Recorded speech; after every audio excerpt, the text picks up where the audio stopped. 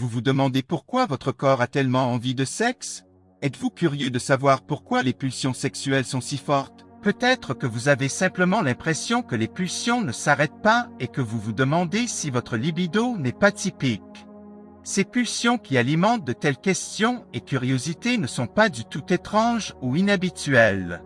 En fait, cela montre que vous êtes une personne normale, un être humain en bonne santé, capable de procréer pour donner naissance à des générations qui serviront Dieu. Chaque personne a un désir sexuel.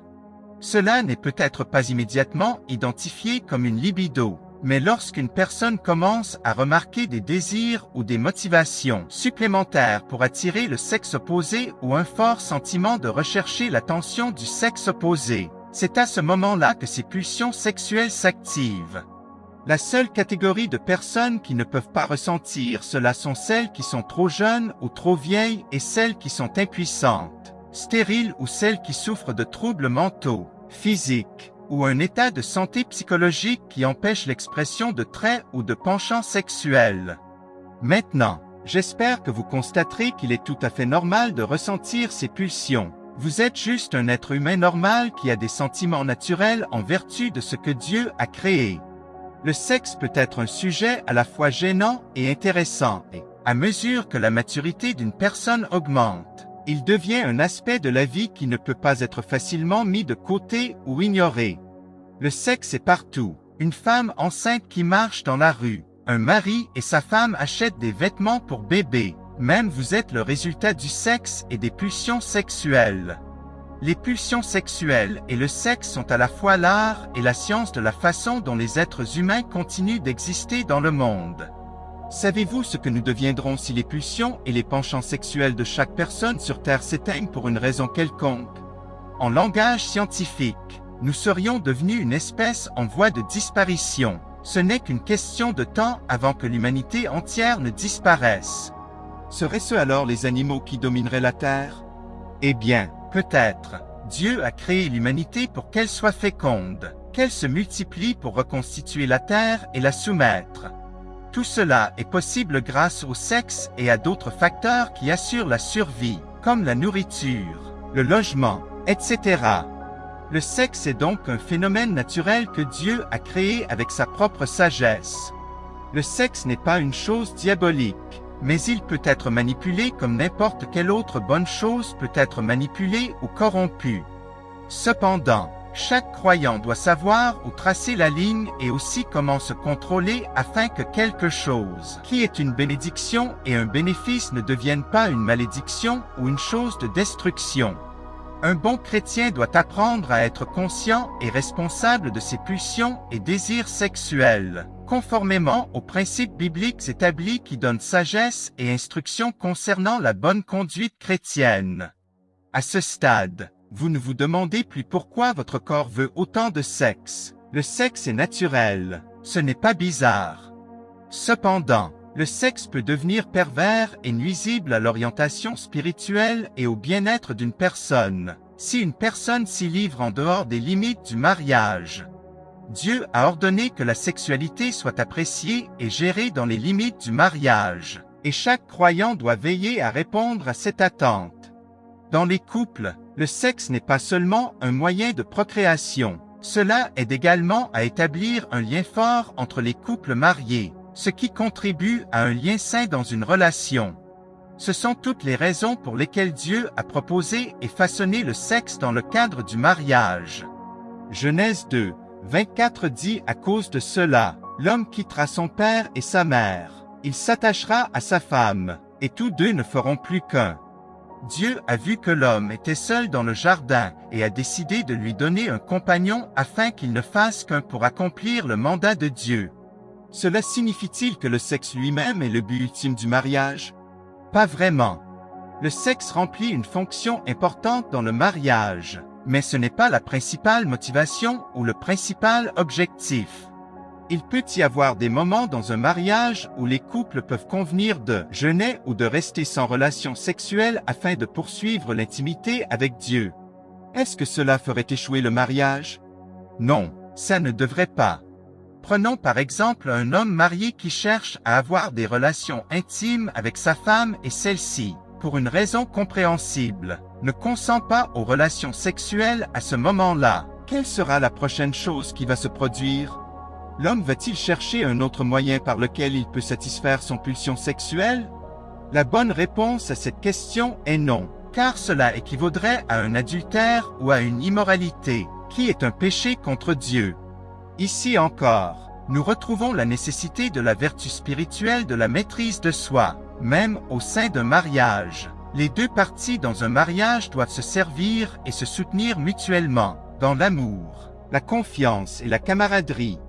Il est clair que le mariage ne ferme pas la porte et ne dispense pas les chrétiens d'exercer la maîtrise de soi dans le but de contenir leurs pulsions sexuelles. Le sexe et les pulsions sexuelles sont naturelles. Cependant, c'est quelque chose qui peut être contrôlé. Le sexe est naturel, mais il ne peut pas être placé dans la même catégorie de nature que des choses comme la nourriture, l'oxygène ou un abri.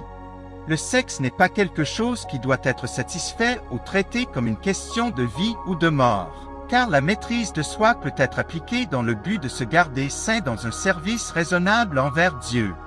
Romains 12, 1 dit, « Je vous exhorte donc, frères, par la tendresse de Dieu, à lui présenter votre corps, votre personne tout entière, en sacrifice vivant, saint, capable de plaire à Dieu. C'est là, pour vous, la juste manière de lui rendre un culte.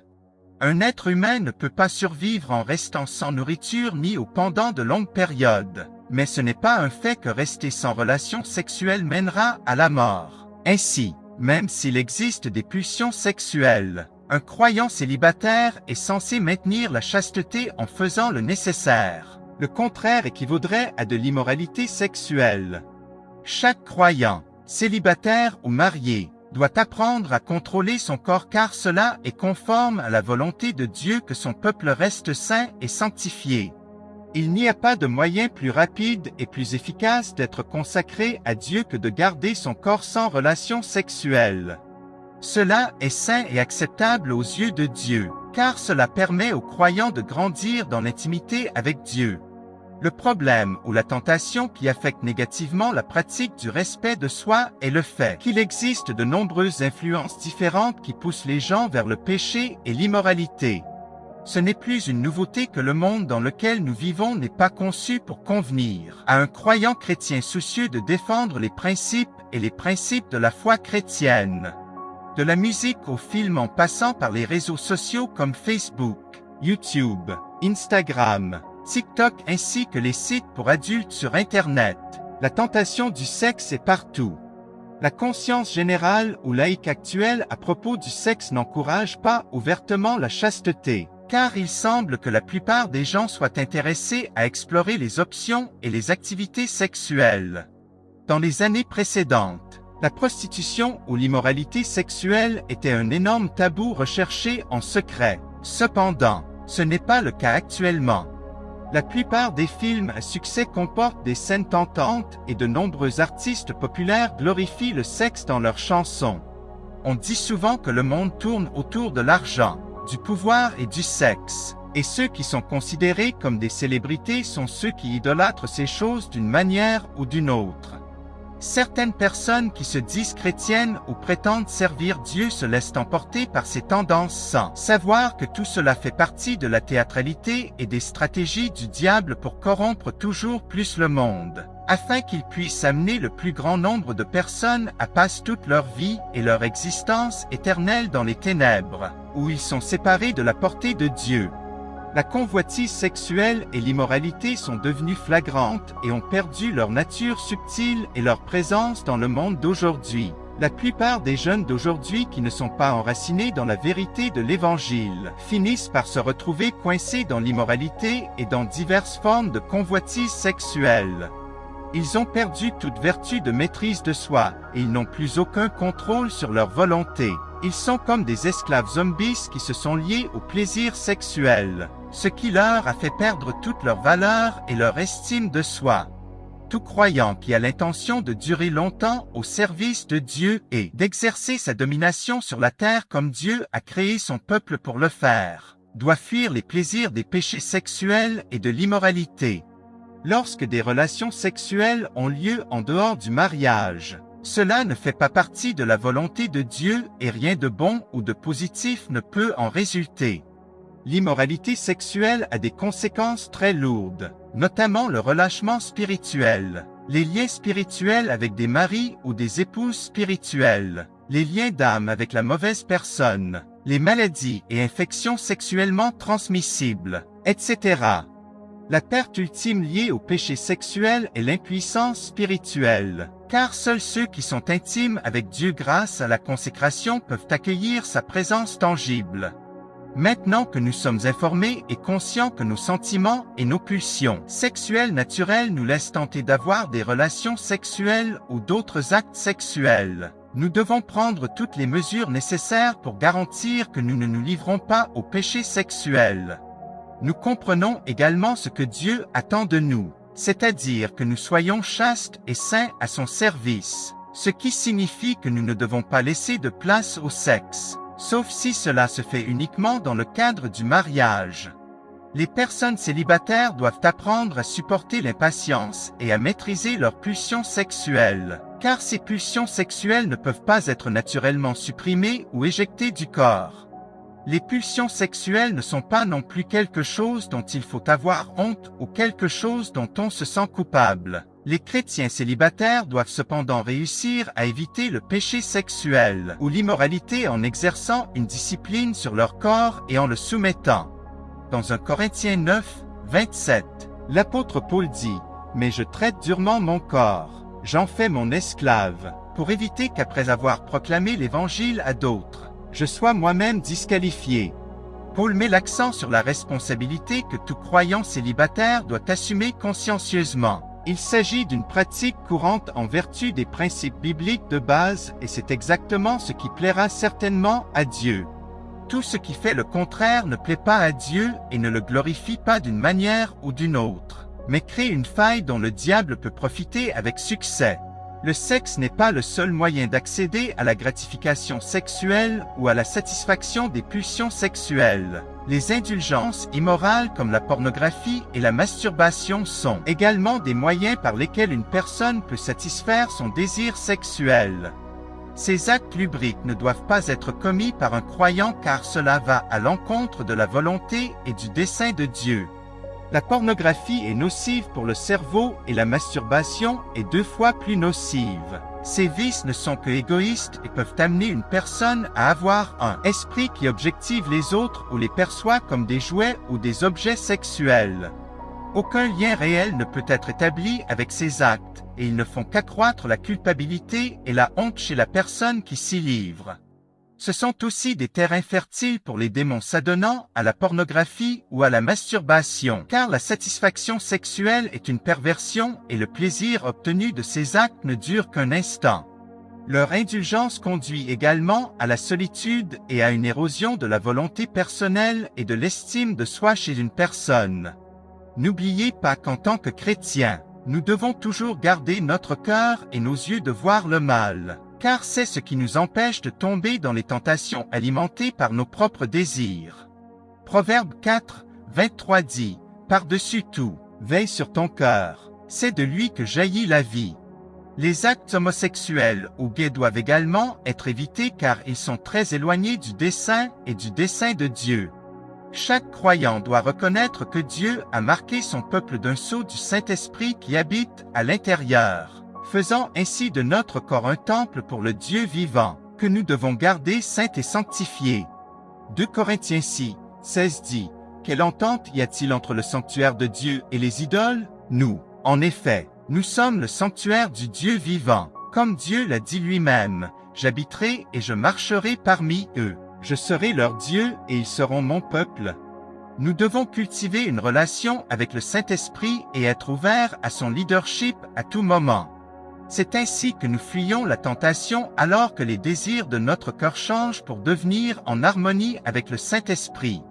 Chaque croyant doit honorer Dieu et opérer à son service à tout moment et en toute occasion.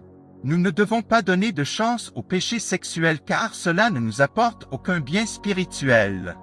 Matthieu 22, 37 à 38 dit que Jésus lui répondit, « Tu aimeras le Seigneur ton Dieu de tout ton cœur, de toute ton âme et de tout ton esprit. » Voilà le premier commandement. Les croyants célibataires doivent imiter Jésus qui est notre exemple parfait. Jésus a exercé la discipline et le contrôle sur son corps sur terre. Lorsqu'il a fait face à des tentations comme celles auxquelles nous sommes confrontés, il n'a pas fait de compromis ni chuté. L'esprit en Jésus est le même esprit chez chaque croyant, et cela implique que tous les croyants peuvent vivre dans ce monde comme Jésus l'a fait. Nous devons donc regarder Jésus et suivre ses traces. Hébreux 12, 2 dit, « Les yeux fixés sur Jésus, qui est à l'origine et au terme de la foi, renonçant à la joie qui lui était proposée. Il a enduré la croix en méprisant la honte de ce supplice, et il siège à la droite du trône de Dieu. » Les croyants célibataires ont besoin de rediriger leur énergie lorsque des pensées sexuelles ou de gratification sexuelle s'insinuent dans leur esprit. Des exercices physiques peuvent être pratiqués. On peut se promener, prendre un bain froid ou prendre une douche, car cela peut détourner le désir sexuel dans ces moments tentants. Débarrasser l'esprit du contenu érotique permet également de contrôler le désir. Les croyants doivent prendre leurs responsabilités et ne pas se livrer à des contenus physiques ou en ligne qui peuvent inciter une personne au péché sexuel.